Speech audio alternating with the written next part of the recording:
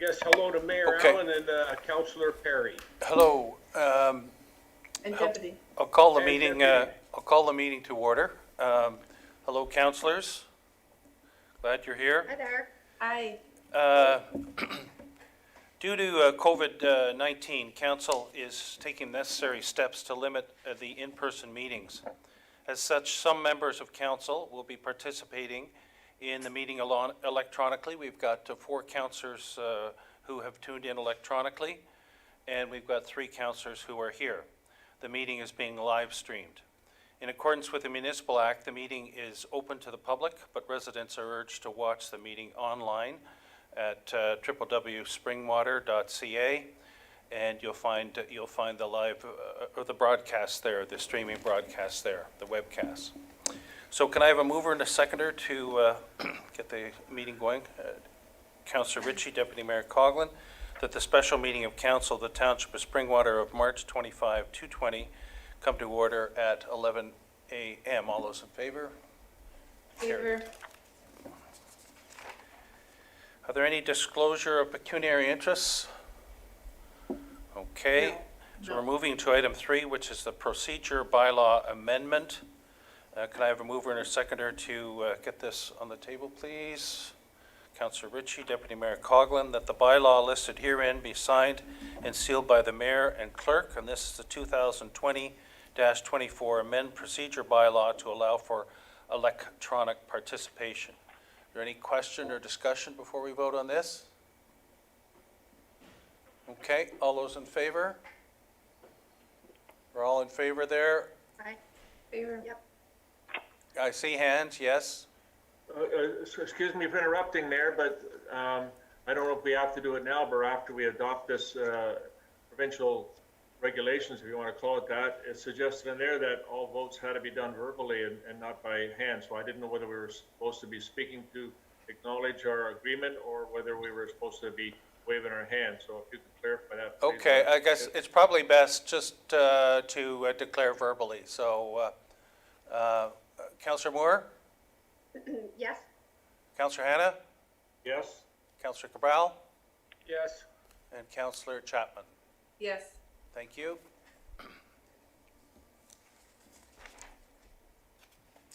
Okay, item 4, action reports. Authority to waive penalties and interest for property taxes and wastewater. Can I have a mover and seconder to get this on the table, please? Deputy Mayor Coghlan, Councillor Ritchie.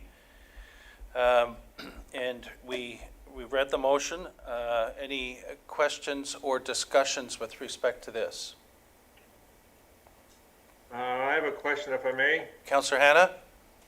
Thank you, Mayor. The option recommended by staff, I wouldn't mind a little bit of discussion on that, but one of the things I was wondering if there's some people that can afford and have made arrangements through automatic withdrawals and so on to provide their taxes without waiting for the delay or taking advantage of the delay. If there was some incentive, whether it was 1% or whatever savings, to encourage people to make those payments to help the positive inflow of cash for the township to be able to operate. I don't know, to be honest with you, and that's one of the questions I'll have, I guess, for the CAO or Director of Finance, is why us deferring this need for people to make the payments, which I totally agree with. What impact, if any, financial impact does that have on our township in that we can't pay our bills and meet our financial commitments? If there is a financial impact, would we save some of that money if we encourage people who can pay to pay by some type of financial incentive? Thank you. Thank you. I'll direct it first to CAO Schmidt and then possibly Director Corbeil. Thank you, Mr. Mayor, and through you to Councillor Hanna. So, good suggestion, Councillor Hanna. That isn't something that we're proposing. We're not in a position to provide an incentive to those individuals that may be paying in advance or paying on time. The intent of this is that individuals still have a responsibility, and I think actually the Premier of Ontario mentioned that if you have to pay rent, the ideal thing is to pay your rent if you can. If you cannot, obviously, they're recommending some kind of deferral or waiving of, I guess deferral, not waiving. With this, again, we're just trying to provide some incentives to our residents that are out there that may be in some financial crisis due to the current situation, and we are trying to provide them with some options here in trying to provide the waiving of any penalties of interest that may come due. Again, the intent is that we're still trying to run a business, if you will, and still need some cash flow in order to do so, and still be able to provide some of our essential services. So we do need some monies in order to do that. So this is just providing, again, some incentive to, if you cannot pay, then we're not going to penalize you. But the idea is still that we would hope that most people would still be able to pay their obligations. So. To make a response, if I made it, I understand that. Just my point being is that there may be folks out there who suggest that, well, like income tax, where now we don't have to pay our income tax. I think it's still sometime in June. If people can pay now, but they elect not to pay their property taxes to Springwater Township because we're offering that opportunity, folks, if we're not saying who can pay, who can't, we're just saying if you can't pay, we'll give you the extension. I'm suggesting that people who maybe can pay might also take that opportunity not to pay, and if we could encourage them to help generate some positive cash influx, if you like, it was just something I was considering. So I'm not sure I made my point clear, but that's what I was trying to get to. Thank you, Councillor Hanna. I think we're certainly in, we're not in a tight cash situation that not having this revenue would constrain us. Is that correct, CAO Schmidt? Thank you, Mr. Mayor. So, no, we're not. I would say we have cash flow. How long we'll have cash flow is a different conversation. So I think the intent is, again, is we are trying to provide some relief to residents to the extent that they need it. But ideally, we were still expecting people to pay their bills if they're able to. I'll leave it at that for now. I guess, Councillor Hanna, you cited the example of Canada Revenue Agency. I haven't heard them being willing to give a discount on the taxes that are otherwise owing if they're paid by April 30th. So maybe we should take their example. Councillor Moore? Thank you very much, Mayor. I have a couple of questions. I'm looking for specifics on the tax and water payment deferrals. So how long then, if somebody does choose to defer their tax payments, how long are we giving them? Are we giving them a year? Are we giving them 2 years? Because we can't really foresee how long this is going to continue.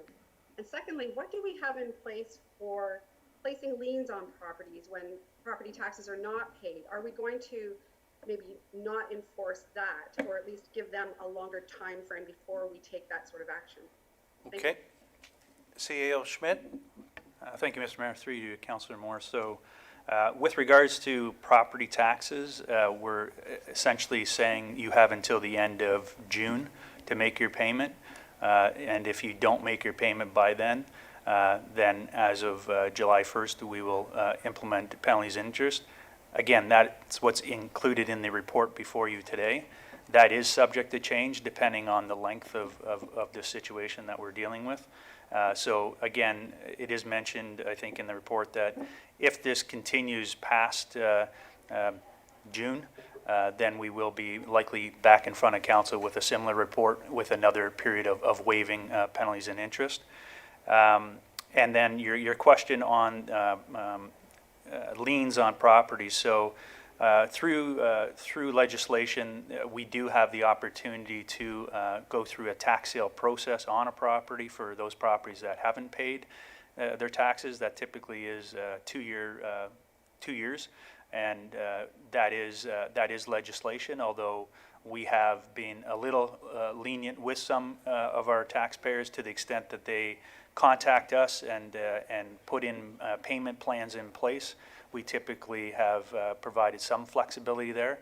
However, there has been some cases in the past where we have had to go out and we've had to tender some properties due to non-payment of taxes. But obviously, due to the circumstances, that's not something that I would obviously be recommending the staff to continue with.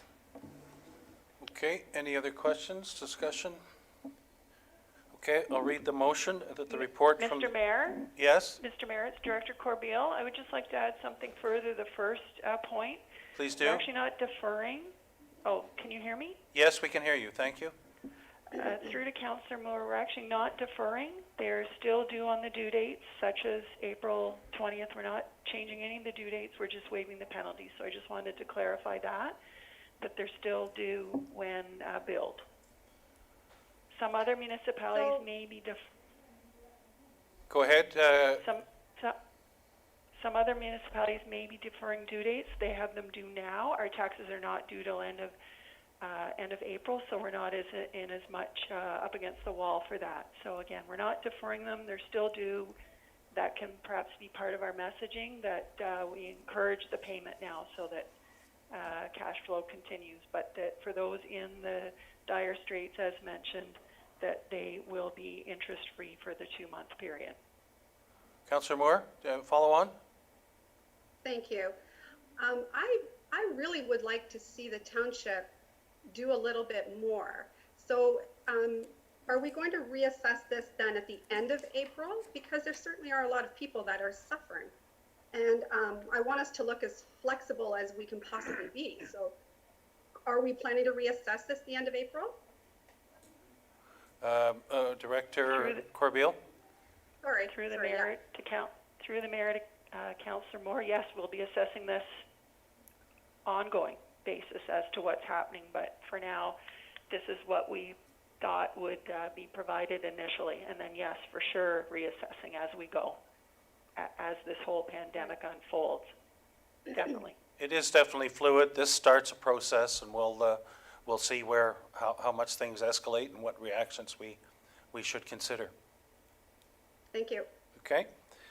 It reads that the report from the Deputy Treasurer regarding authority to waive penalties and interest for property taxes and water wastewater dated March 25, 2020 be received, and that Council authorizes that penalties and interest not be applied on May 1, 2020 and June 1, 2020 for unpaid property taxes that are due April 22nd, 2020, and the penalties and interest not be applied on April 1, 2020, May 1, 2020, and June 1, 2020 for water wastewater bills that are due between March 31, 2020 and May 31, 2020, and that the NSF non-sufficient funds charges be waived for payments that are returned from April 1, 2020 to May 31, 2020, and that residents be able to temporarily withdraw from pre-authorized debit plans without penalty from March 26, 2020 to May 31, 2020,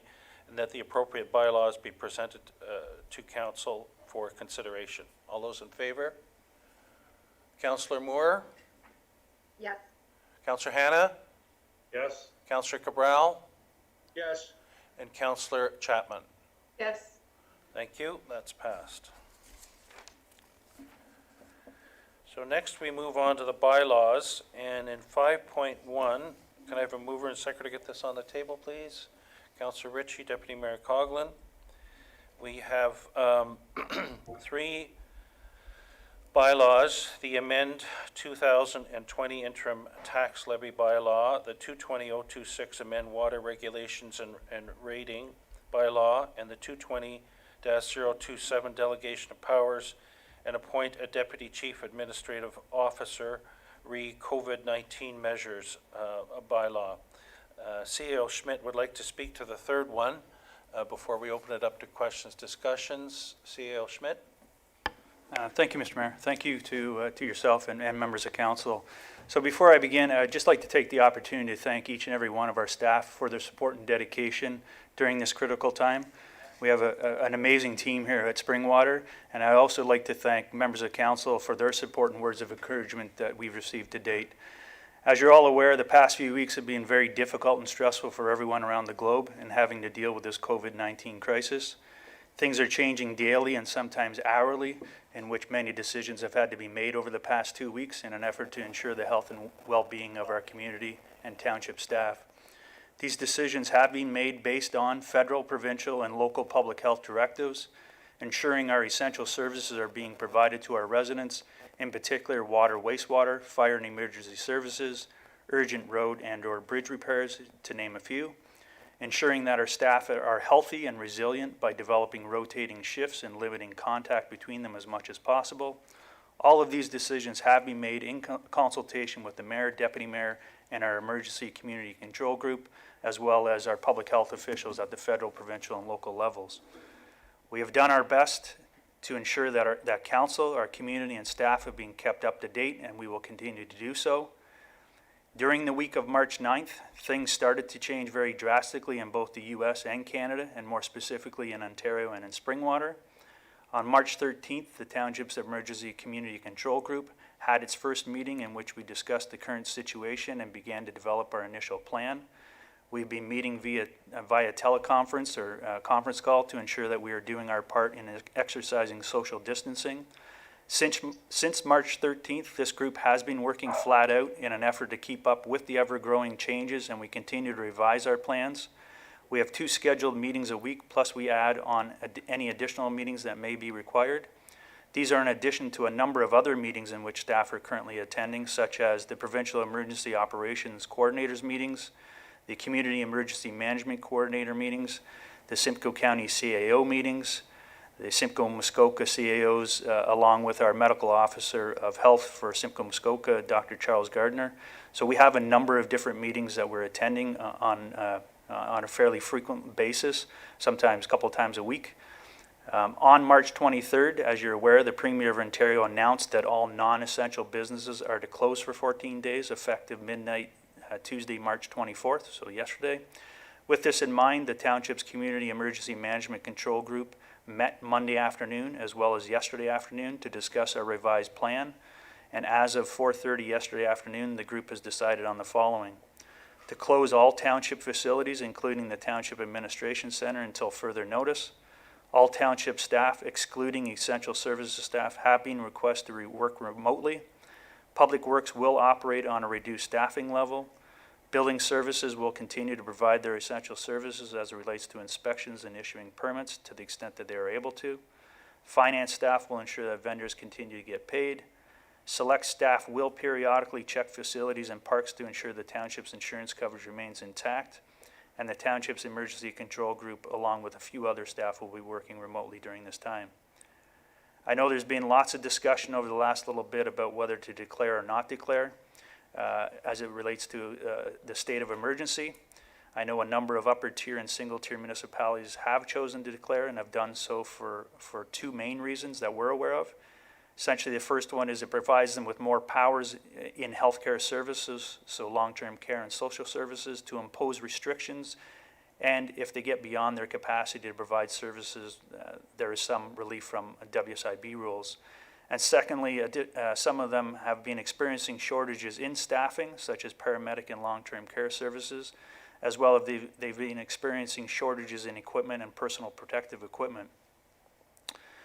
The Township's Community Emergency Control Group has reviewed this a number of times, and we currently do not see a benefit in declaring. We have been able to continue our operations with minimal impact to staffing, and we are not experiencing significant shortages in supplies or equipment. To the extent that this significantly changes, we will advise the mayor accordingly. Within Simcoe County, there have been some lower tier municipalities who have chosen to declare, and it is our understanding that they have done so as they have been experiencing some challenges in their communities where residents are not taking it seriously and are not doing their part in exercising social distancing. With respect to the proposed bylaw on today's agenda, just keep in mind most of the powers that are required to make quick decisions are already existing in legislation and or other various bylaws. However, to ensure that we are clear of all of these authorities, we wanted to propose this bylaw. The purpose of the bylaw is to formalize the mayor and the CAO's decision-making authority in consultation with the Emergency Community Control Group to be able to make quick decisions on behalf of our residents and township staff and to keep the community healthy and essential operations running. We will continue to report back as we have done to date. And with that, I'll turn it back to the mayor and answer any questions that council may have. Thank you. Any discussion, questions, council? I guess I have a question. Oh. Go ahead. Okay, let's start with Councillor Moore. Thank you, Mayor Allen. I have a couple of questions through you to the CAO. So the decision not to declare and to declare the emergency for the township, I understand why you say that it doesn't benefit the township in any sort of way, or you're not struggling. So I guess my question is, number one, how can you foresee what the struggles will be ongoing? And secondly, is this a disadvantage to our residents or small businesses should they need to acquire some funding or some benefits that either the provincial or federal government are making available? So I just want to make sure we're not placing anybody at a disadvantage by not doing this. CEO Schmidt? Thank you, Mr. Mayor. So again, the decision to not declare at this stage, you're right. I cannot foresee what's going to happen in the future. So with that said, the intent is up to today, we haven't experienced any significant changes or challenges with staff and or supplies or equipment. So at this point in time, I'm not in a position where I would recommend a declaration by the mayor. With that said, in an hour from now, we could be in a different position, to be quite honest with you. So we will continue to monitor it, and to the extent that we feel that it would be necessary to declare, then we would definitely be in a position to do so. To your second comment or question about the businesses, keep in mind that the province has declared an emergency and the county has also declared an emergency. So we kind of fall under that umbrella already. So the businesses within Simcoe County and the businesses within Ontario, to me, fall under the civil and civil protections and emergency, I'm going to get the act wrong, but they fall under that legislation. So that to me, they're already protected. And I have reached out to our solicitor because I was kind of on the mindset of, if the county is already declared and the province is already declared, do we really need to declare? Is there any other benefit for us declaring? There are no funding streams out there right now for municipalities. It is for businesses, and because the province has declared, all those businesses, to the extent that they meet the criteria, would be eligible for funding. So at this stage, I still don't feel that, from a township perspective, that we're need to be declaring an emergency.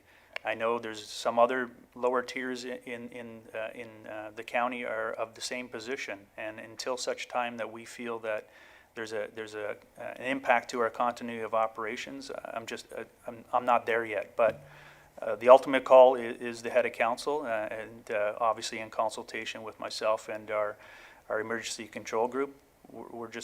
We just don't feel that declaring is necessary at this stage. Just further to that, Councillor Moore, follow-up?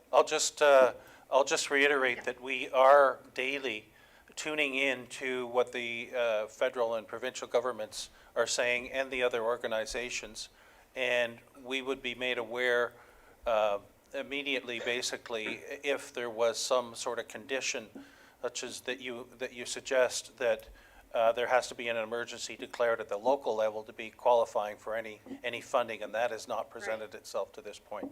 Yes, you had a follow-up? Yes, please. Thank you. Under the Emergency Act, though, it does talk to municipalities who incur expenses, and we will incur costs regardless during this, that you could ask for compensation from the province for those costs that are incurred. So do you need to declare then to ask for those expenses back, or do you not? CEO Schmidt?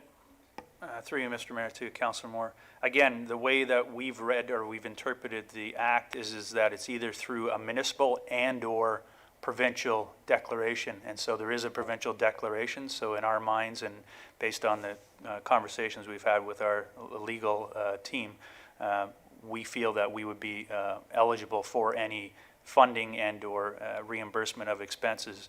We are tracking expenses should there be any kind of opportunities in the future. But at this stage, again, we haven't been notified that any funding is going to be provided.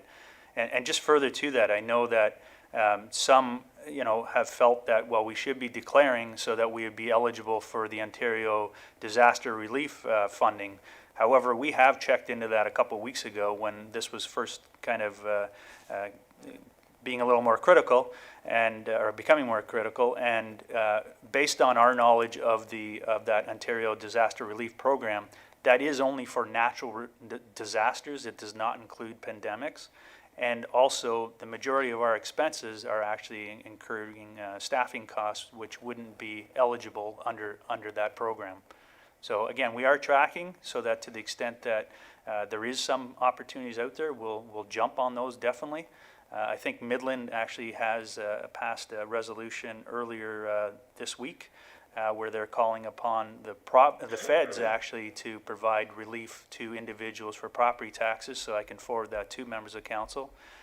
But again, I'm not aware of any municipal funding, and our CAO group, which meets twice a week, none of us are aware of any municipal funding that's available at this stage to the lower tiers anyways. Councillor Cabral, did you have a question? I did, but Councillor Hanna had his hand up first. Councillor Thank Hanna. you, Thank you, Councillor Cabell. I'd just like the CAO, I don't doubt the CAO's capabilities and responsibilities, so don't take this the wrong way, but I would just like clarification on exactly what the delegation of authority consists of. I don't quite understand, in that we're meeting quite efficiently with this electronically council meetings, why council wouldn't be involved in all decisions, and what's the necessary requirement to have this delegation of authority, if you like. CEO Schmidt? Thank you, Mr. Mayor. Through you to Councillor Hanna. Again, I think it's just having to make quick decisions. So, if I have to make a decision or the group has to make a decision by the end of today, are we going to be able to get council into a quick meeting in that time frame? So it's, again, things change by the hour. Things are changing fairly quickly as we go through this.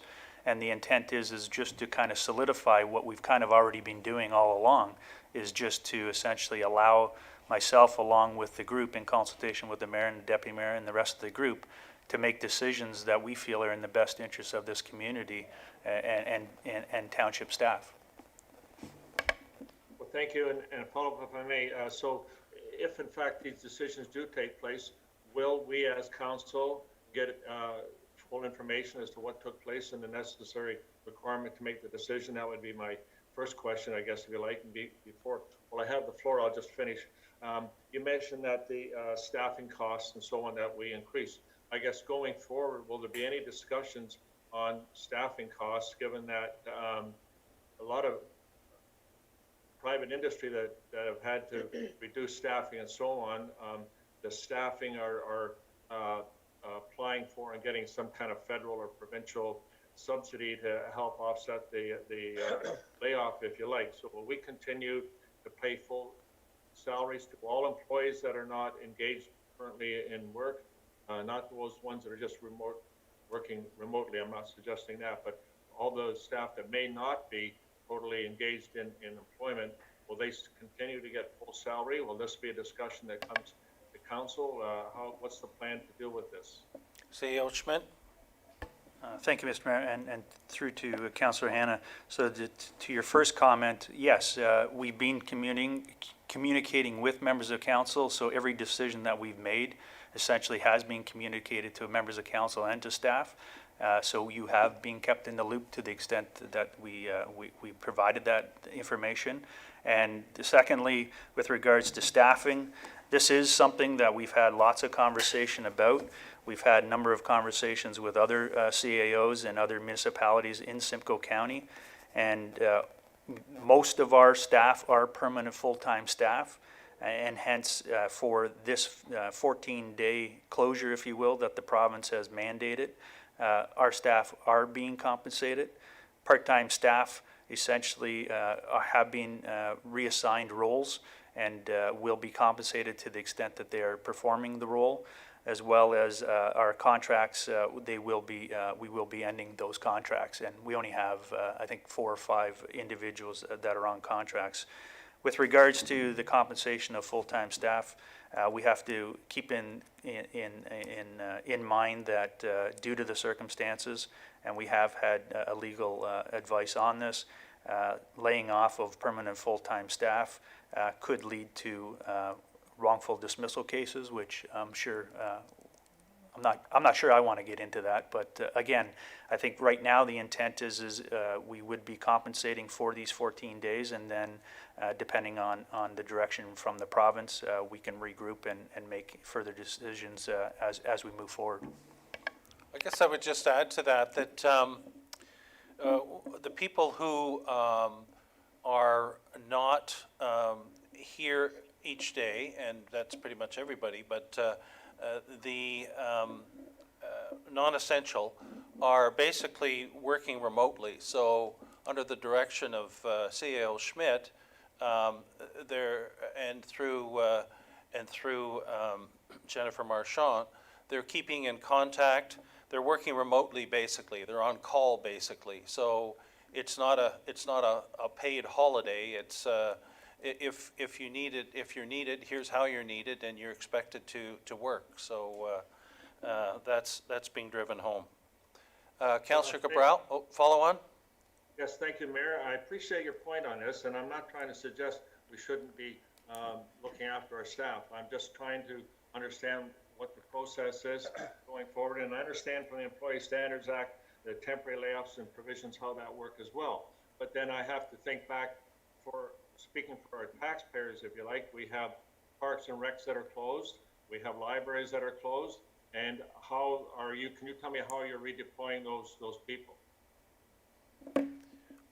CEO Schmidt.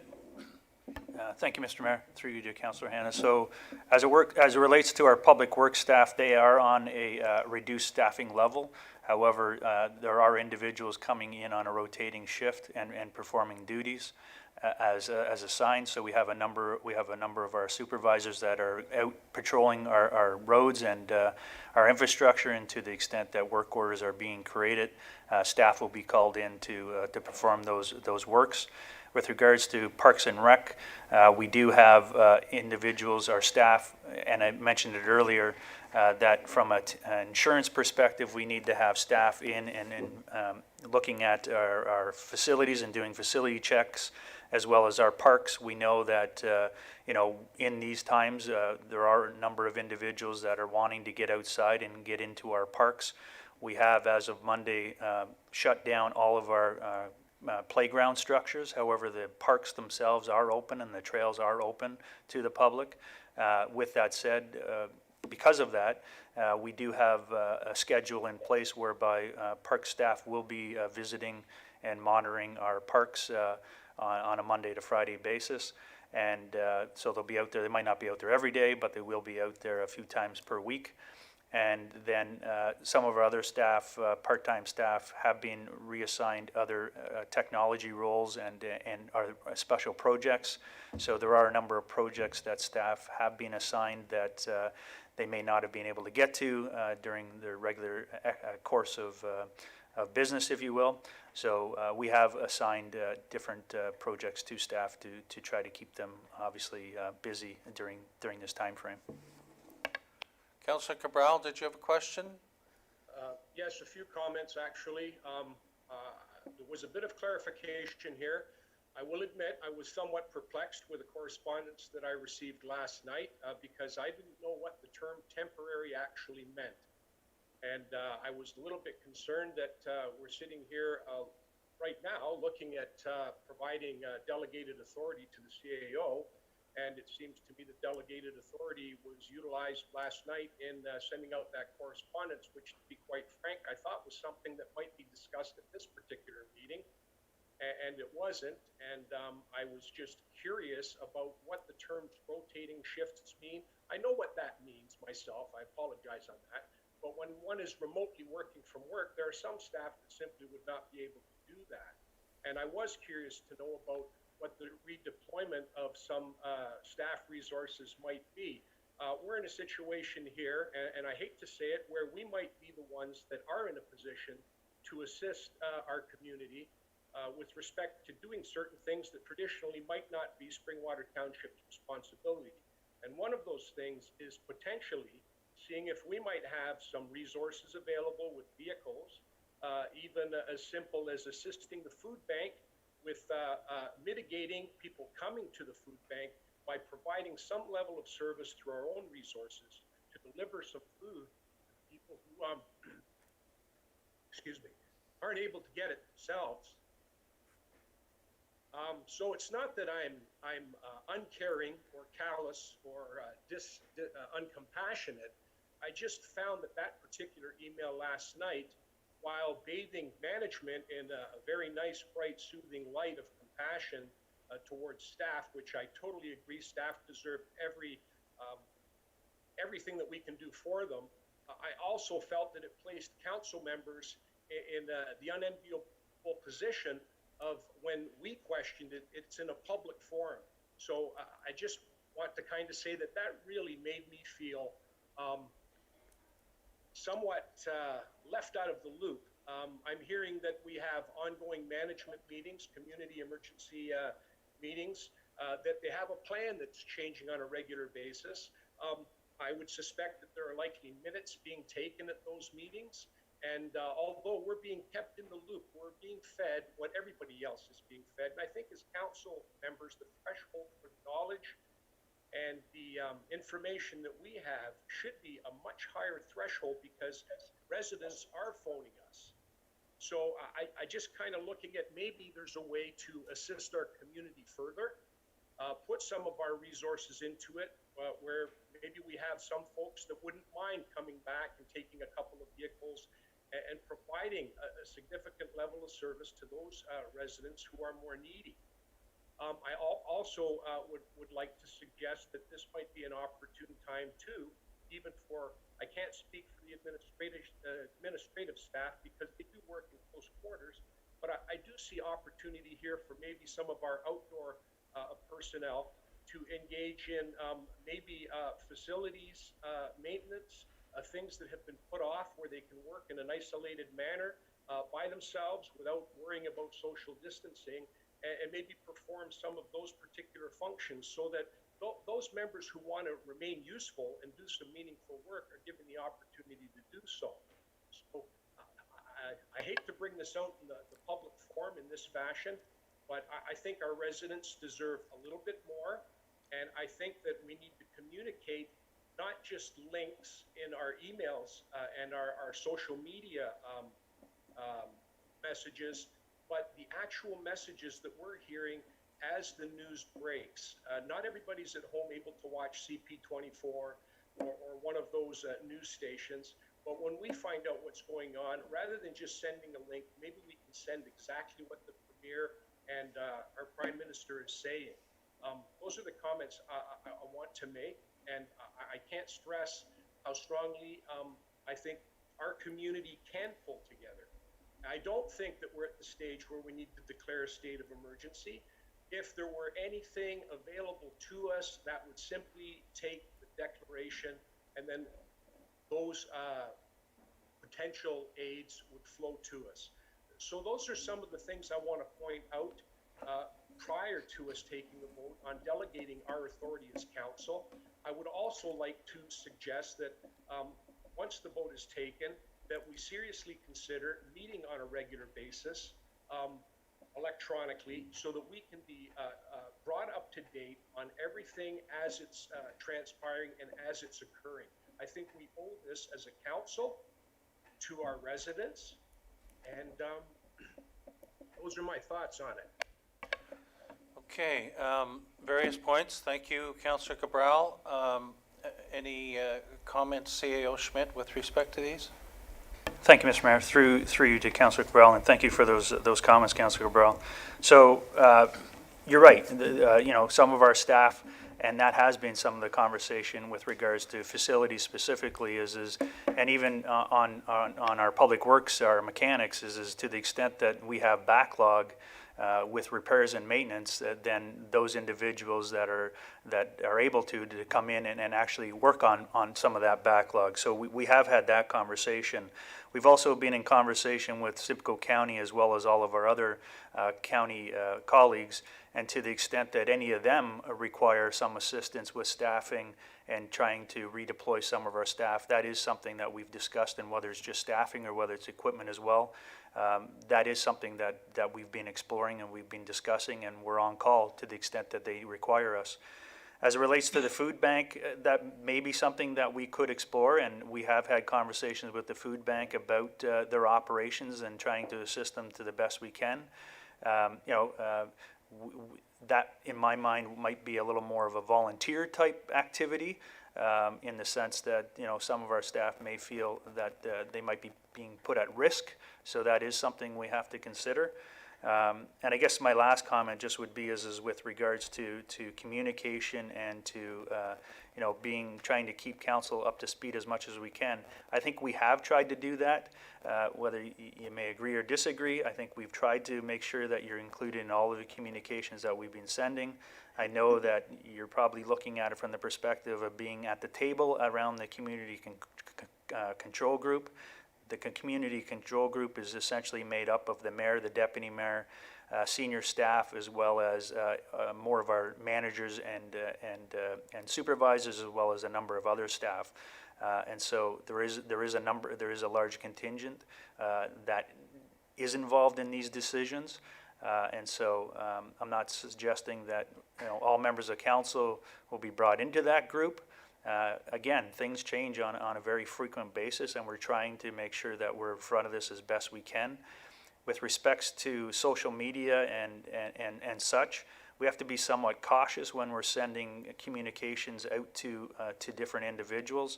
We do typically retweet and or share messages from other authorities, and the reason being is that's their message. They're the source of the message. We're not the source of the message. We are trying to assist them as best we can, but we don't also want to be the face of some of this communication, because some of this communication, we're not the experts in that area, and so it needs to be, they need to be the source of the information. We're just helping them try to get the message out there. So I'll leave it at that, and if there's other questions, I'll be happy to answer them. Follow up, please. Follow on, yes. Yes, thank you very much, CEO Schmidt. I really do appreciate your comments. With respect to social media, I'm certainly not suggesting that we change the words that are being told or that are being provided, but providing a link on how to wash our hands and how to social distance and how to protect ourselves, I don't feel that that is particularly adequate. I think we're in a position to provide that kind of information, and I think we're in a position to relay information for both our premier and our and be it so the mayor and yourself, as well as the prime minister. But I do want to just state the questions that I just brought up and the questions that you just answered are the types of things that I think could easily be communicated to council, so that, to be quite frank with you, we wouldn't have these questions or concerns had we known that Township had in fact contacted the food bank, that Township had in fact looked at redeploying some of the staff. So I'm just saying that council needs more than what we've been provided with. Given my background and given the composition of our community emergency task force, I would suggest to you that quite possibly the background information that I have from my previous employment, and also I'd have to point out, and I hope I'm not stepping out of line here, that a health professional such as Councillor Moore might also have been able to provide some insight to that particular group, because from what I've heard, and I'm not suggesting anything by this, it doesn't sound like we have a health professional actually sitting at that particular table. Maybe the Simcoe County District Health Unit has somebody that they might be able to offer us to help provide that expertise. CEO Schmidt? Thank you, Mr. Mayor, and through you to Councillor Cabral. Just on that last point, Councillor Cabral, we do have weekly, if not more frequent, meetings with the medical officer of health, Dr. Charles Gardner. So he is definitely involved in the discussions, and comments and or questions are being posed to him. I've asked a number of questions of him over the last little while, and he's been a great resource to us. And that information is then fed back to the emergency management group. So we do have obviously a direct link with Dr. Charles Gardner and his staff. And again, like I said, I've been in constant contact with him regarding some of these matters. So. Thank you. Councillor Chapman, did you have a question or comment? I do not. Okay. Any other? Councillor Moore? Thank you, Mayor Allen. I want to go back to the delegation of authority. So CAO Schmidt, what would be an example of an urgent decision that you might have to make split second that we wouldn't have time to regroup to think about? CEO Schmidt? Thank you, Mr. Mayor. Through you to Councillor Moore. So again, depending on directives from the PM and/or from the Prime Minister and/or the Premier, again, some of those things could be, I don't know what decisions they'll be making, but depending on the timelines that they provide to us, it may require us to take action fairly quickly. Again, we're trying to make sure that the health and well-being of our community and our staff are being taken care of. And so, again, things are subject to change on a fairly frequent basis. And the decisions that we've made all along since the beginning of this, some of them have been fairly quickly, we've had to make them fairly quickly. So I'll leave it at that for now. Okay, just a follow on, please. Follow on? The emergency management control group that's meeting, I would like to see those meeting minutes or those reports. And I think that, of course, I'm hoping your group is meeting very, very frequently, not weekly. But I haven't been privy to any of those updates, so I'd like to see those if I could. CEO Schmidt? The updates really have come through the emails that you have shared with council, basically, CEO Schmidt. That's correct, Mr. Mayor. Okay. So are there reports or no reports? Through you, Mr. Mayor, to Meeting Council. minutes is what I'm referring to. Through you, Mr. Mayor, to Councillor Moore. We have an agenda. We have an established agenda. We will get you the minutes. Thank you. Councillor Ritchie? Thank you, Mayor Allen. Through to CA Schmidt. I understand the importance of delegating the authority. One concern that I have is when it comes to money, are we giving over a blank check, or is there a ceiling there that you're allowed to go so far and then you got to report back to us?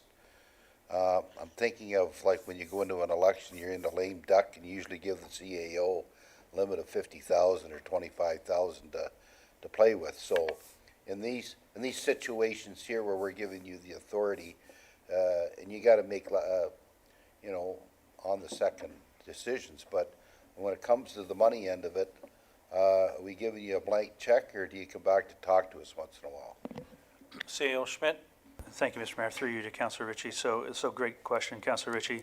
So because we have not declared an emergency, essentially our procurement practices remain in place. So anything essentially over $50,000 requires council's approval.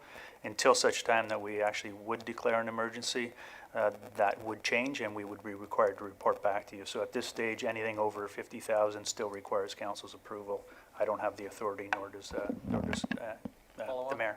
Yes, thank you very much. Thank you. Deputy Mayor Coughlin? Thank you, Mayor Allen, and through you to CEO Schmidt. With this declaration of authority, the decisions that are being made and the process that's been moving forward, how would the declaration change the current practice?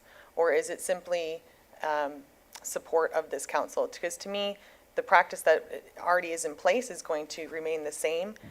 The way I read this or look at this is simply that our council, I guess we're just rubber stamping what's already happening. CEO Schmidt? Thank you, Mr. Mayor, and through you to Deputy Mayor Coughlin, my apologies. That is correct. Essentially, it's not changing anything. It's essentially putting in place, rubber stamping, as you mentioned, essentially what has been happening to date, and that's all that we're looking for. I'm not suggesting that I'm going to now start doing all these other things. No, that's not the intent. It's just to essentially solidify what we've already been doing. Okay, so we have a mover and seconder. The bylaws listed herein be signed and sealed by the mayor and clerk. I read those. Any more questions, comments?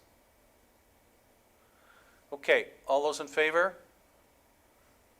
Councillor Moore? Yes. Councillor Hanna? Yes? Councillor Cabral? Yes? Councillor Chapman? Yes. Thank you. That's carried. Okay, next we are moving on to the notice of motion that was presented by Deputy Mayor Coughlin. She has moved it. Can we have a seconder for that, please? Second. Councillor Moore? Yeah. The council hereby authorizes a donation in the amount of $2,500 to the Elmvale District Food Bank, with funds to be provided from the proceeds of the Springwater Swing Golf Tournament. Deputy Mayor Coughlin, do you have any comments? No? No? No comments. All those in favor? Councillor Moore? Yes. Councillor Hannah? Yes. Councillor Cabral? Yes. Councillor Chapman? Yes. Okay. Next, we move on to the confirmatory bylaw. Can I have a mover and seconder for that? Councillor Ritchie, Deputy Mayor Coughlin, that the bylaw 220-028 to confirm and adopt the proceedings of council at the special meeting held on March 25th, 2020, listed herein, be signed and sealed by the mayor and clerk. All those in favor? Councillor Chapman? Yes. Councillor Cabral? Yes. Councillor Hannah?